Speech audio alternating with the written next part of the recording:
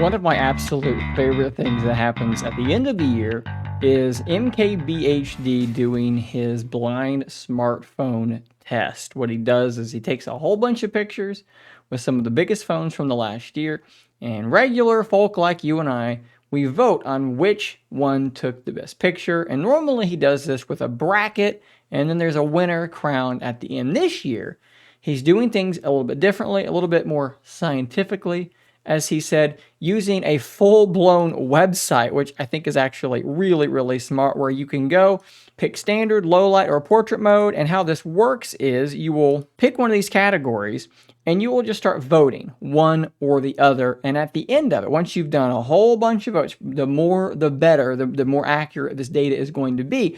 It uses some sort of algorithmic approach to tell you what you preferred, basically, and it will give you the top three. And in fact, if you scroll down, you will see more than that, and you will have voted potentially with a certain image multiple times, right? So the logic behind doing that is that rather than just having two phones and one wins and it moves on a bracket, you're going to vote in a very different way. Let's say, you're looking at a picture taken by the Pixel 7 Pro. Well, you may see that picture pop up 10 times, and maybe you voted for it 7, and for the other one, 3, and it will use that data to kind of rank order it for you.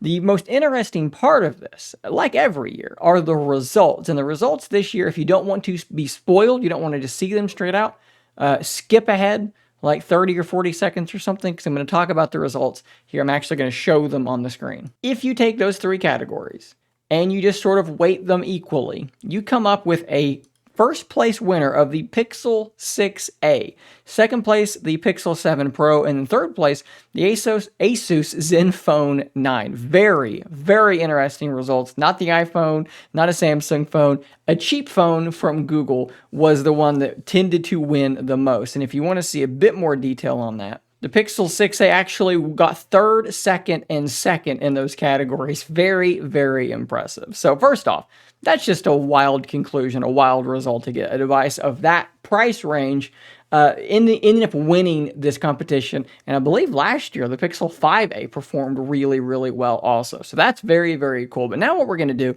is we're going to take part in this. We're going to see what my top phones of the year in terms of camera performance are by going to this website and voting on it myself. And as you can see here, I've actually already done my voting, but I'm going to vote a few more times just to kind of be able to talk over some things that I noticed while I was doing this. So the biggest thing that tends to be the differentiating factor for me when I'm looking at this is the exposure, okay? So looking at these two, I think most people are going to vote for the picture on the left because the picture on the right is just underexposed. Now, you could make an argument that in some areas, this image is actually overexposed, yet it's going to just be the more pleasing image to the eye. On other images where the exposure is really, really similar, like this one, it's going to come down to, for me, the color, the temperature, right, of the image itself. This one on the left is a bit warmer, and it's picking up sort of this weird yellowish tone that I just don't love. I like the cooler tone over here that I think is more natural. So we're going with that one. These two are really, really close. And this is where it kind of gets into the nitty gritty, because this is slightly warmer, but it's not as yellow as the other one. I really like the exposure and the details and the objects back here in the background, but this one looks really solid as well. For this one, you could probably toss a coin and get the right answer. And it's also fun to try to guess which image is which. And obviously we don't have a way to know this, but maybe this is a Pixel and this is an iPhone. We really just have no idea, but it's fun to guess. In this instance, I'm going to go with this image here. Now, like I said, I've already done my voting on this thing, so there's no need for me to carry on a whole lot longer. We're just going to click on submit here, and we're going to look at the results because they're actually quite interesting. And for me, my winner is the Pixel 7 Pro. My number 2 is the Oppo Find X5 Pro, and my number 3 is the iPhone 14 Pro. What's cool is you can scroll down here and see that I was shown the image by a Pixel 7 Pro 6 times, and I voted for it every single time. So when I tell you that I love the photographs that my Pixel 7 Pro takes, you can now trust that I'm not just saying this because I am some Google shill. On a blind test, I chose it 6 times out of 6. So that is pretty doggone cool. But hey, this Oppo Find X Pro did just as well as the iPhone 14 Pro Max did for me. And in fact, I is in a three-way tie. So what is I? Let's click on glossary. That's the ROG Phone 6. That is a shocking result. I would have never guessed it would have been up that high. But now let's look at the other side.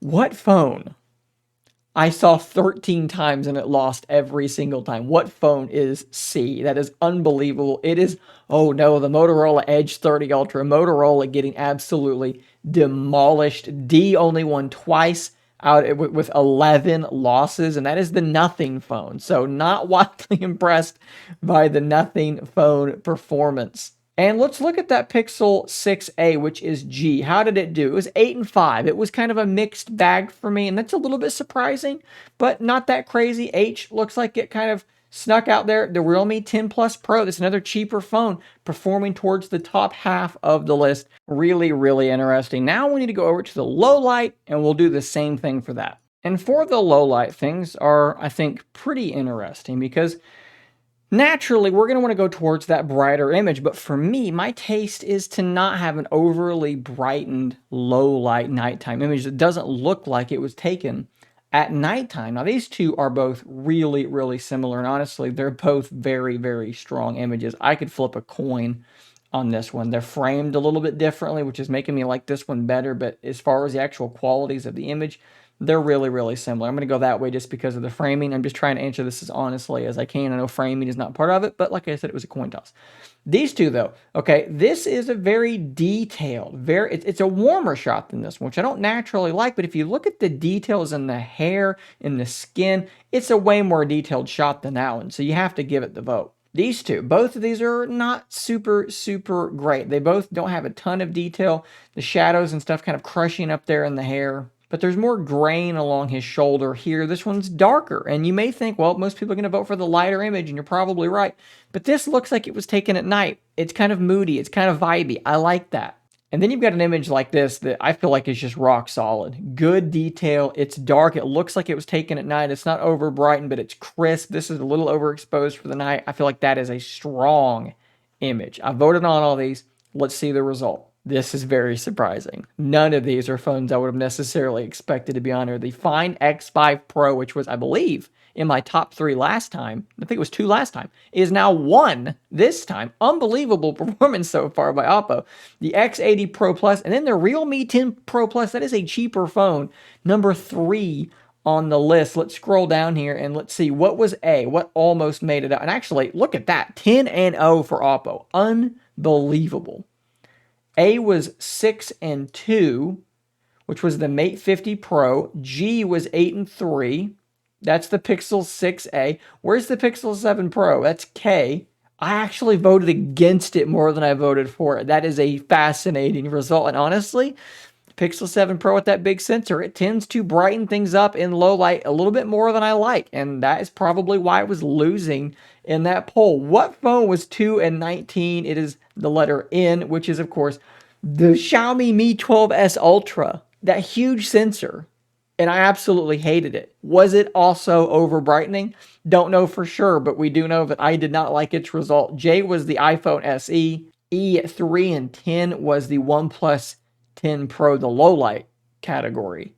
Shocking results for me. So the last category is portrait mode. And I think like the standard camera, that brighter picture is definitely going to draw people in, but also the level of bokeh in the background. And this is very subjective. How blurred out do you want that to be? And also there's one image where this got blurred out and it shouldn't have been. So that is definitely something to watch out for. This being the lighter image versus this one, I think that's the way I have to go. And you may say that that's a very simplistic view, but look, we're just going with our snap judgment. This one here, that's overexposed, right? That's too bright. So I have to go back to this one. Even though it's not a great image, it's the one I have to go with. This missed the blur up here, so it can't get my vote. We got to go that way.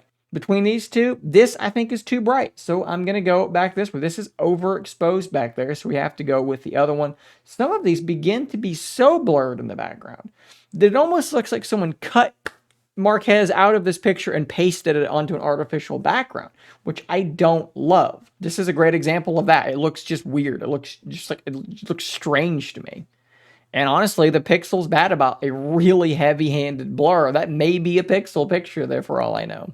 And then you have some really tough calls like these two. These are very different photos, but I like them both a lot. But I think I kind of like the warmness of this image here. This has more contrast. It's a bit punchier. But the warmness of this one is quite nice. All right, I could keep doing this forever. Let's see our result. I'm sure it's going to be shocking. The Mate 50 Pro, the X80 Pro Plus, and the Realme 10 Pro Plus is back again. Realme with a cheaper phone, absolutely dominating here. 15-2 for the Mate 50 Pro. Really, really impressive. E was 10-6. It's a mixed bag. After the top three, it's pretty much a mixed bag there. That's the OnePlus 10 Pro. OnePlus doing a lot there to come back. So we're looking for the Pixel 7 Pro is K, which was right after that, 9-5, not terrible. And the Pixel 6a is G right after that, 8-5. So I had them very, very similar. This is just really, really fascinating stuff to me. I would love for you guys to kind of tell me what you think about this. Take the test yourself. I will link 1 to the test and 2 to his full video so you can understand the approach and see the full results from everybody else in the description down below. Hopefully you guys enjoyed this somewhat silly, pointless video. Hopefully it was somewhat entertaining. Like I said, drop your comments down below. Subscribe so that you don't miss out on more fun content just like this. And until next time, stay nerdy, my friends.